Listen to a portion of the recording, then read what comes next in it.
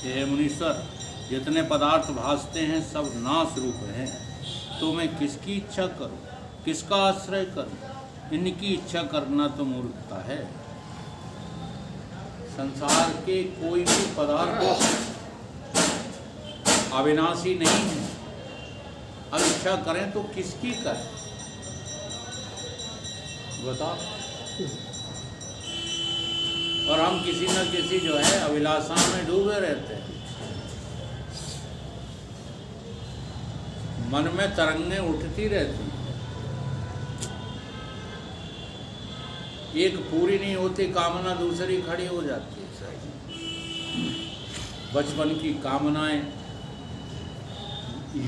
युवावस्था की कामनाएं, वृद्धता की कामनाएं, और जब तक ये काल दबोच नहीं लेता है तब तक इन कामनाओं की लहर बनना बंद ही नहीं होती। कैसे हो?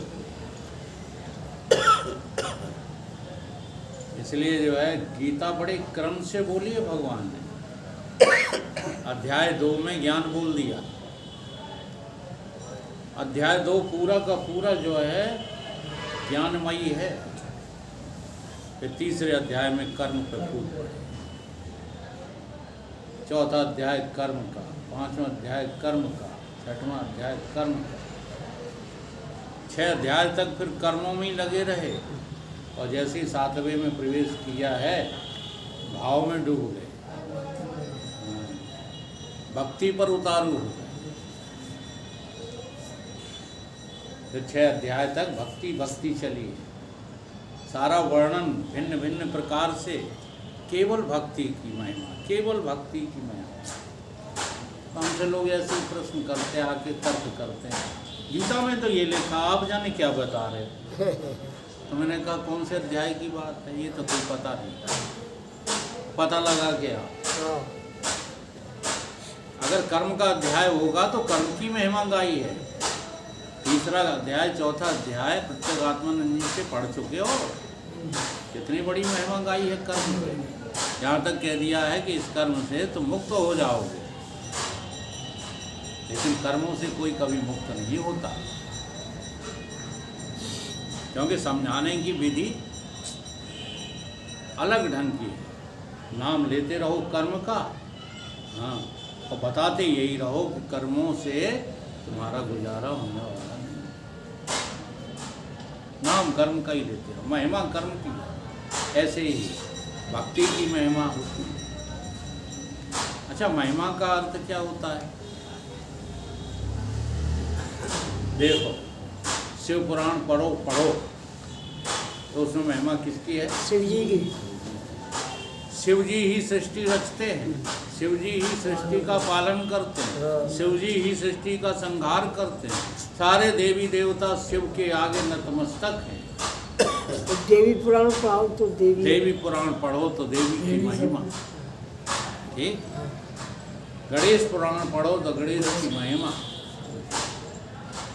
और रामायण पढ़ो तो राम की महिमा, भागवत पढ़ो तो श्री कृष्ण की महिमा। जिसका पुराण पढ़ो, हाँ, उसकी भी। गरुड़ पुराण पढ़ो तो गरुड़ जी की महिमा। तो ये महिमा क्या चीज है? हमें विचार करना है। महिमा शब्द, महिमा हमेशा एक की गाई जाती है। शिव की महिमा गाई, तब भी महिमा किसकी गाई जा रही है? आत्मा की महिमा गाई जा रही है। गुरु की महिमा गाई जा रही है, तब आत्मा की महिमा गाई जा रही है। चेतन की महिमा, ब्रह्म की महिमा गाई जा रही है। चेतन कहो, आत्मा कहो, ब्रह्म कहो, ये शब्द पर्यायवाची हैं, लेकिन ईश्वर शब्द पर्यायवाची नहीं है। जरा समझना इस बात को। तो महिमा जब भी पुराणों में, शास्त्रों में गाई गई है, ग्रंथों में, तो किसकी गाई गई है? आत्मा, केवल चेतन तत्व की महिमा गाई गई है सर्वत्र। नाम महिमा भी चेतन की महिमा है।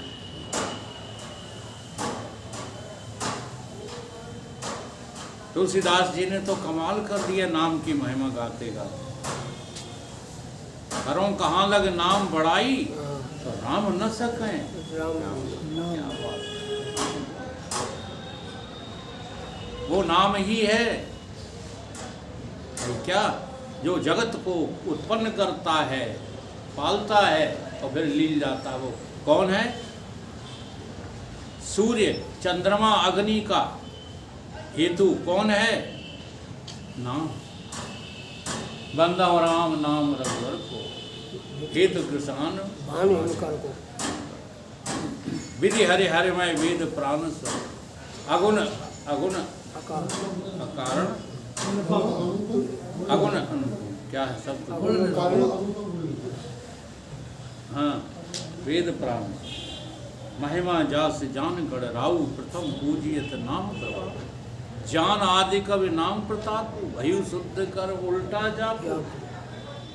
शिव जी ने नाम जपा तो जो है कहीं, हाँ, सारे तीनों लोकों को जीत लिया। इतनी बड़ी महिमा किसकी है? नाम ब्रह्म की। नाम की महिमा भी वहाँ किसकी गाई जा रही है? चेतन की। ऐसी रूप की महिमा गाई जाती है तब चेतन की, ऐसी गुरु की महिमा गाई जाती है, और तो छोड़ो संत की महिमा गाई जाती है तब भी चेतन की महिमा गाई जाती है। इस बात को धीरे से समझ लो, क्या तकलीफ क्या है समझ हैं? नो ही चक्कर में पड़ जाते हो। बहस करने की जरूरत क्या है? हनुमान जी की महिमा गाई जा रही है, सुनो प्रेम से। क्यों? हमें तो पता है कि मेरी महिमा गा रहे हैं। अब जिनको पता नहीं होता वो बहस करते हैं, लड़ते भिड़ते हैं। नहीं, हनुमान जी जैसा दूसरा कोई देवता नहीं है। कह दो नहीं है, हाँ, हम हनुमान ही हैं, खुश हो जाओ। परंतु पता हो तब तो। ये विवाद इसीलिए पैदा होते हैं कि जब तक सही बात पता नहीं है तब तक विवाद ही करोगे। विवाद के सिवाय कर क्या सकते? एक विधि हम बताते रहते हैं, जैसे भगवान कृष्ण ने गीता में यही बात समझाई। एक होता है वैभव, एक होती है विभूति। और वैभव और विभूति, वैभव और विभूति जिससे होते हैं उसकी महिमा गाई जाती है। तो जो विराट दिखाया भगवान ने वो भी कुछ नहीं। ये कह रहे हैं कि विराट देख के चक्कर में मत आ जाए, ये भी कुछ नहीं। और जो मेरी विभूति है चतुर्भुज रूप, ये भी कुछ नहीं। ये दोनों मेरी महिमा में स्थित हैं। असल में समझना तुझे किसे है? मैं को समझना। मैं कौन? मेरी महिमा क्या है? एक बार की घटना है, महाराज जी का जो है प्रवचन सुनने ग्वालियर गए थे। वहाँ बाहर कुछ लोग बैठे हुए थे, उसमें तहसीलदार सिंह नोनाटावा तो डींग मार रहे थे किसी आदमी की। तो उसका जो है बड़ी महिमा है उसके मुकाबले मैंने आदमी नहीं देखा। तो हमने पूछ दिया कि भाई कुशवाहा जी आपकी क्या महिमा? हमारी का। अरे हमने कि तुम्हें पता नहीं है, तुम्हारी महिमा से बड़ी उसकी महिमा नहीं है। तब मैंने उनको एक दृष्टांत सुनाया कि गांव में एक गुंडा चला जा रहा था, वो डींग मार रहा था, कह रहा था तुम मेरी महिमा को जानते हो? मेरी महिमा को जिसने जाना है वो नतमस्तक हो जाता मेरे सामने। तब तक एक कोई साधु चला आ रहा, साधु से ही उसने वही शब्द बोले, हे साधु तू मेरी महिमा को जानता है? साधु ने कहा मैं तेरी महिमा को जानता हूँ, मैं सबकी महिमा को जानता हूँ, मैं अपनी महिमा को भी जानता हूँ। बोल किसकी बताऊँ? तो कहीं बता, तू तो नया है, मुझे पहचानता तक नहीं, और तू कह रहा है कि तू मेरी महिमा को जानता, तो बता मैं कौन हूँ, क्या हूँ? तो उन्होंने कहा बता दो, बुरा तो नहीं लगेगा? कि बता दो कि तेरी पैदाइश जो है 2 बूंद पानी से है, तेरी पैदाइश 2 बूंद पानी से है, और तेरा अंत मुट्ठी भर राख, यही तेरी महिमा है। इससे ज़्यादा तू क्या जानता है? अकड़ दा फिर का महिमा। हमारा लड़का डॉक्टर, हमारा फौज में, हमारा बनाना, सबके सब मूर्ख हो। ये तुम्हारी महिमा नहीं है, ये तो तुम अपने शरीर का बखान करते रहते हो। इसकी महिमा कितनी है, बूंद से तो पैदा होता है और मुट्ठी भर अंत है इसका, ही तेरी महिमा। अब उसका सिर चकरा गया, दादा था ना उस गांव का, नहीं इसने तो साधु ने कमाल कर दिया, ये तो बात सही कह रहा है, मैं तो यूँ ही अकड़ता फिरता हूँ। तो बोला महाराज आपकी महिमा क्या है, आप अपनी भी तो बता दो। तो बोले बता तो दूंगा, लेकिन तेरे दिमाग में नहीं आएगी, तेरी बुद्धि में फंसेगी नहीं। तो बताओ, कोशिश करूंगा। उन्होंने कहा ये सूर्य चमक रहा है, ये मेरी महिमा से। ये बादल जो आकाश सदा हुआ, ये मेरी महिमा से। ये धरती अपनी जगह घूम रही है, मेरी महिमा से। आप वो हैं जिसकी महिमा में आकाश, पाताल, सूर्य, चंद्रमा, यही हमारे गुरुदेव ने भजन लिखा है जो मैंने सुनाया था। सूर्य तारों में चमकता, बिजलियां दमका रहा हूँ, आंखों खोलो देख लो कण कण शिवो। हाँ, चिंतन करो, पता लगे। ऐसी मस्ती आ जाती है कि दुनिया दो कौड़ी की लगती है। जी हाँ, लेकिन चिंतन करो बताए हुए अनुसार। होता क्या है कि आप जब चिंतन पर बैठते हैं, ध्यान पर बैठते हैं, तो दुनिया को ही ध्यान में ले आते हैं, सारा गड़बड़ ये हो जाता है। अगर ध्यान करते करते करते करते आप सभी को हटा सकें, तो उस आनंद की अनुभूति होती है कि जिसका वर्णन इस वाणी से कर नहीं पाओगे। तुम ही तुम हो इस ब्रह्मांड में, तुम्हारे अलावा कोई है ही नहीं। ऐसी अनुभूति की झलक आने लगती है। तो बताओ अब क्या जरूरत है आनंद की हमें बाहर से? जब आनंद ही मेरा स्वरूप है तो हमें आनंद की जरूरत क्या कहीं से लेने की? लेकिन फिर भी चैन नहीं पड़ता है ना, तो थोड़ा हट के देख लो। हट के देखोगे तो जो भी आनंद लोगे वो छोटा ही दिखाई देगा तुम्हारे आनंद की तुलना में। मेरे सूरत के मानंद जग में दूसरी कोई सूरत नहीं है, कोई है ही नहीं दूसरा।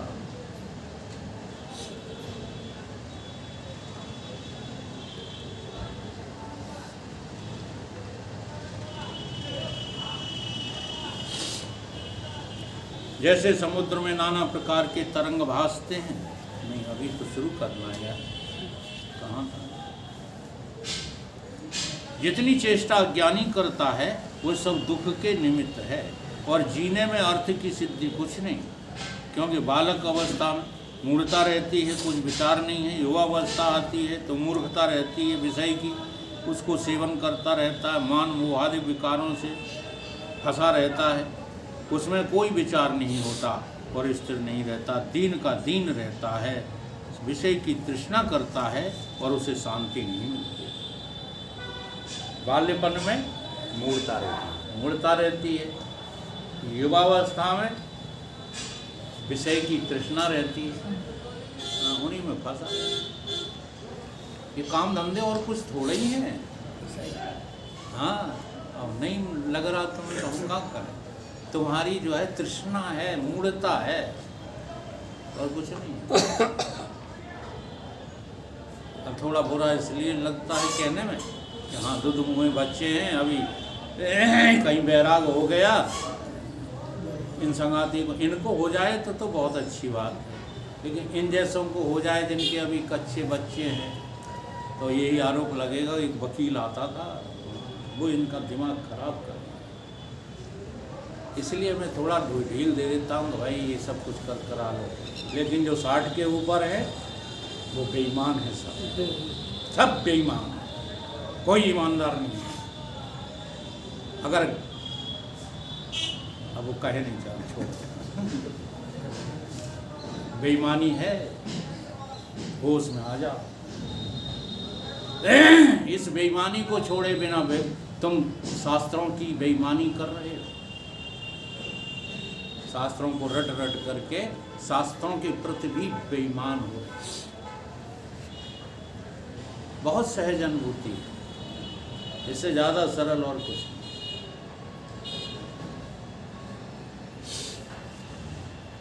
ज़्यादा गुस्सा है नहीं था। चढ़ना बैठे अबे मैंने तो बात कही नहीं कि 60 के बाद करता है। छोटे छोटे गुरु जी कह रहे थे ना 60 के बाद घर पर है वो कुत्ता। यद्यपि ये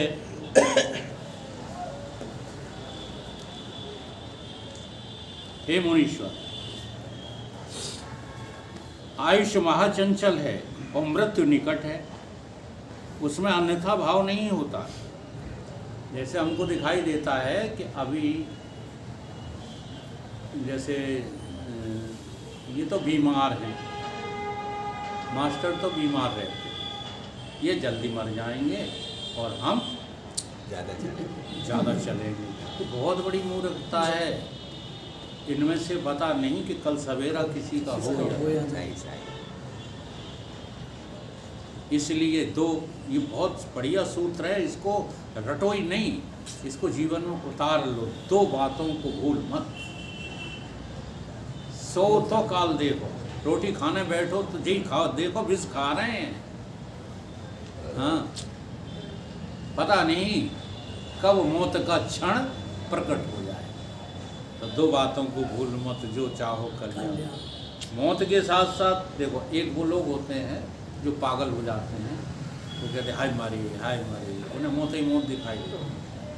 तो शास्त्र ये नहीं कह रहा कि केवल तुम मृत्यु के भय से भागने लगो, बल्कि ये कह रहा उसी क्षण, जिस क्षण तुम मौत देख रहे हो, उसी क्षण अपनी अमरता को भी देखो। 2 बातों को भूल मत, जो चाहो नारायण एक मौत को, दोजे श्री वे भगवान कहीं और थोड़े ही हैं। वे भगवान कहीं 7वें आसमान पे थोड़े ही हैं। वो इसी काल के पीछे ही तो पड़े हैं भगवान भी, कि देखें हम काल तुम्हारा कब तक है। भगवान तुमको जो है अकाल पुरुष देखना चाहते हैं और तुम काल के ग्रास बनते चले जाते हो। तब कभी कभी एक भावना पैदा होती है कि हमारा प्रभु कितना हमारे लिए जो है, कितना, हाँ, चिंतित नहीं कहना चाहिए, करुणावान है। कितना करुणावान है कि काल मेरे पीछे पड़ा है और भगवान काल के पीछे पड़े कि मेरी ये इसको सहोदर को हे काल तू खा नहीं सकता। इसलिए लास्ट में कह दिया गीता में, जहाँ अर्जुन है, जहाँ कृष्ण है, मुक्ति वहीं पर। यही तो अर्थ है इसका। तुम अर्जुन नहीं बन रहे, कृष्ण तो तुम्हारे अंदर मौजूद बैठे। मन मथुरा दिल द्वारका, काया काशी जान, 10 द्वारे का देहरा जाई में कृष्ण पहचान। कहाँ भाग रहे हो कृष्ण को ढूंढने? इसमें कृष्ण मौजूद है। मस्त हो गया, आग लगने दो सारी दुनिया में। कछु लेना न देना मगन रहना। ये भजन बड़ा सुंदर है।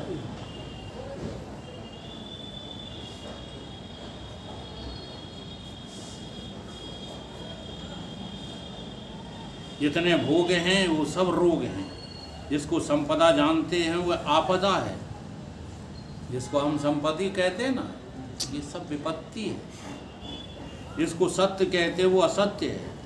जिस स्त्री पुत्र आदिकों को मित्र जानते हो वह सब बंधन के कारण हैं, करता हैं, और इंद्रियां महाशत्रु हैं।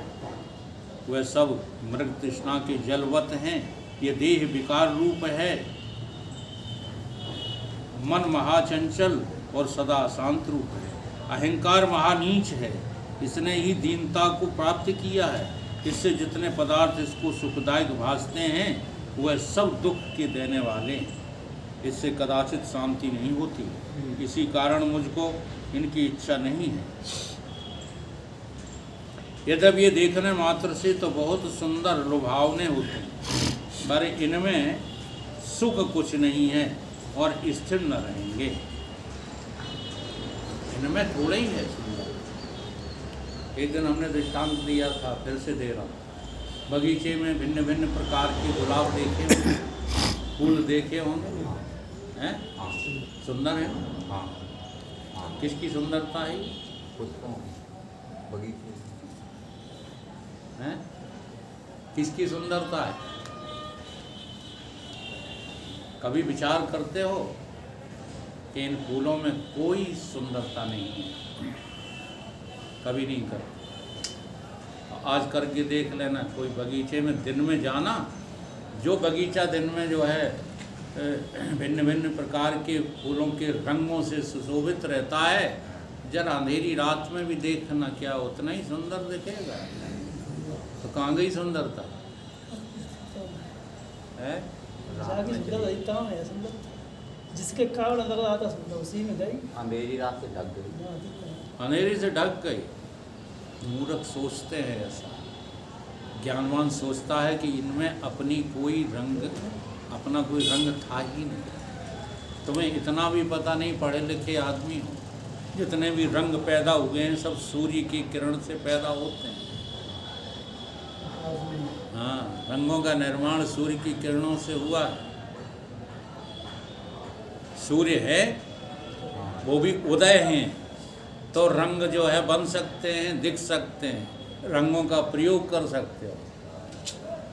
अच्छा, तुम खूब जो है रात में बढ़िया मेकअप करना, ने करके देख लो ना एक दिन। खूब लिपस्टिक लगाना, पाउडर लगाना, और जितने भी जो है रामलीला में ना मेकअप करे जाते हैं सब कर लो, और लाइट चली जाए। तो सुंदरता किसकी थी? लाइट प्रकाश की। और प्रकाश किससे है? इतनी जल्दी न करो, अभी जो बात हम समझा रहे हैं उसे समझो। लाइट थी, प्रत्येक लाइट सूर्य से निकलती है, चाहे भले दीप की लाइट हो, दीपक की लाइट हो, जुगनू की लाइट हो, तारम की लाइट हो, किसी की भी लाइट। गाड़ी जो होती है ना, माचिस की गाड़ी का भी लाइट की बात कर रहा हूँ, वो सब सूर्य से निकलती है। सबका आश्रय कौन है? सूर्य। रिफ्लेक्शन ऑफ लाइट, हैं? Reflection of light. हाँ, रिफ्लेक्शन ऑफ लाइट, सनलाइट। अब जितनी लाइटें हैं, फिर वो सनलाइट, मूनलाइट, फायर लाइट और भी लाइट, सब कहाँ से निकली हैं? अब कह सकते हो कि वो सब डिवाइन लाइट से निकली। और डिवाइन लाइट कहाँ से निकली है? उसकी अनुभूति किए बिना कहने लगते हो, वो धोखा। तो ये सारा संसार सुशोभित हो रहा है किसकी वजह से? हमारी वजह से। अगर हम न होते तो दुनिया के झंझट झमेले होते हैं। हमसे सब है, सबसे हम नहीं। अब बहुत सारे संप्रदाय पैदा हो गए हमारे जो है हिंदू कल्चर में, बहुत संप्रदाय पैदा हो गए जो आपको ये सिखाते हो, जल्दी आपके दिमाग पकड़ लेता। क्या सिखाते हैं कि 5 तत्व ना होते तो आत्मा रहती कहाँ? वो ये सिखाते हैं कि ये सृष्टि के आदि में 5 तत्व थे, तब आत्मा पैदा हुई, इसलिए आत्मा की पैदाइश ही तत्वों से है। ये सिद्ध कर देते हैं। और ऐसे महात्माओं से तुम्हें मिलवाएंगे, ऐसे सांप्रदायिक लोगों से तुम्हें मिलवा सकते हैं जो इस सिद्धि में लगे पड़े। हाँ, वही तो हैं वो बतासे से निकालते हैं का मतलब समझो उसका। 500 तत्व की गठरी बताते हैं बतासे को, बतासे। शरीर को नहीं बताते। हाँ, बतासे को तो 5 तत्व की गठरी बताते हैं। अब इस 5 तत्व में जो ब्रह्म रहता है वो बतासा रूप है। ऐसे घुमाते हैं तुम्हारे दिमाग को और तुम घूम जाते हो। ऐसा एक घूमा हुआ आदमी, हाँ, मैं उसका नाम भी ले सकता हूँ अगर मिलना चाहो तो, धर्म सिंह भदौरिया, सुकुलपुरा वाला। वो जब भी बहस करते हैं हमसे इसी विषय को लेकर, है दुनिया ना होती तो आत्मा रहती कौन है तुम्हारा? आत्मा में दुनिया रहती है कि दुनिया में आत्मा रहती है? इसलिए भगवान कृष्ण ने गीता में कहा, पहले तो कहा यो माम पश्यति सर्वत्र, लेकिन तुरंत ही उनकी समझ में आएगा कि इससे ये मूर्ख बन जाएगा। तो खाली क्या कहने लगे, सर्वम च मयि पश्यति, सर्वम च मयि पश्यति, प्रणश्यामि, क्या है आगे, तस्याहम प्रणश्यामि न सच में प्रणश्यति। जो ऐसा देख लेता है वही मेरा सर्वस्व है, मैं उसका हूँ वो मेरा। ऐसा देख लो तब। सब में भगवान देखना कोई खास बात नहीं है। यही तो आज सब मूर्ख देख रहे हैं। हाँ, सब में हूँ तो सब में भगवान देख। तुम कुछ नहीं देखते हो, तुम्हें केवल जो है घमंड हो गया ये बात करने का। हम तो सब में भगवान देखते हैं। बहुत बड़े परमहंस हो ना, हाँ, बहुत बड़े परमहंस हो, जब वे कहें ये बात तभी थोड़ा उनकी बेइज्जती करके देख लेना, सोई हाल पता चल जाए कि कितने पानी में है। अरे सच्ची बात बोलो यार, सच्ची बात बोलने में क्या है? सब में कहीं भगवान नहीं मिलेगा। भगवान देखना है तो अपने में देखना, अपने में देख लिया तो सब में दिख जाएगा। और अपने में नहीं देख पा रहे तो सब में तुम्हें कभी दिखेगा ही। कहते ना लोग सिया राम में सब। एक रमेश सिंह तोमर थे खरेता के, हमको विदुर जी को ले गए चंबल नदी के किनारे के एक महात्मा है, वो सब में जो है ब्रह्म देखता है, परमहंस है। चलो आगे दर्शन करने से जो है अपना कल्याण हो जाएगा। तो विदुर जी ने कही कल्याण तो हमें नहीं करना, लेकिन ऐसे संतों का दर्शन तो करना है जो सब में परमात्मा देख लेता। गए तो वो कैसा रहे वहीं तो अगले उसी स्थान पर तो वो विष्टा कर ले। तो लोग बटोर के, जैसे गोबर भैंस गोबर तुम्हारी करती है ना, तब तुम वो लेते हो, क्या लेते हो? ऐसी वहाँ लदौड़ियाँ तमाम थी। हमें तो घिना आई, अलग हो गए। हमने थोड़ी सी नज़र डाली, हट गए, हमें कोई दिलचस्पी नहीं। अच्छा, और श्रीमान जी जो है रोटी ले आए को तो ऐसा मुँह कर लिया, ठीक है, और पेड़ा ले आए को कप खाए, वो परमहंस है। तो सवेरे से पेड़ा खा रहा हो तो। और सिगरेट कितनी पिए, चैन स्मोकर, बुझ ना पाए तो तब तक दूसरी सिगरेट जल जाए। बोला कुछ नहीं, कोई बात पूछो यही कर दो। कई महाराज बोलते नहीं हैं। वो तमाम उनके किस्से सुनाए गए। एक बार बस ने क्या बस वाले ने अनादर कर दिया था तो उसकी बस ही जो है फेल हो गई, चली नहीं वहाँ से। और भी तमाम घटनाएं उनकी बताएं। तो ये गया बड़े प्रेम से माला ले करके और अपना पेड़ा का डब्बा तो हमें लिवा के ले गया। तो माला तो पहन गई उनने। अब जो है सवेरे से खाए रहे थे तो यहाँ तक झिके हुए थे, तो पेड़ा उनने ऐसे करो तो उनने ऐसे कर नाराज हो महाराज,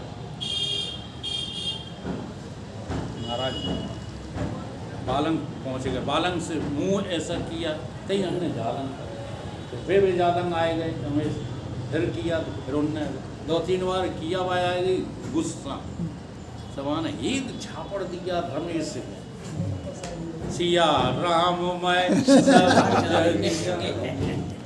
मेंटल सा भूल गया।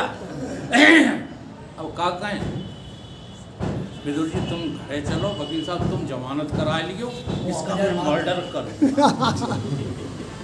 मैंने कहा नहीं के घरे चलो, ये गांव वाले तुम्हारा भूसा बना दें। इतनी श्रद्धा है यहाँ गांव वालों को। और वो उनकी कनपटी में छेद न चबो रहा हाथ परमांश ही छूट गई उन्हें। तो ऐसी नादानियाँ मत करो, ठीक है?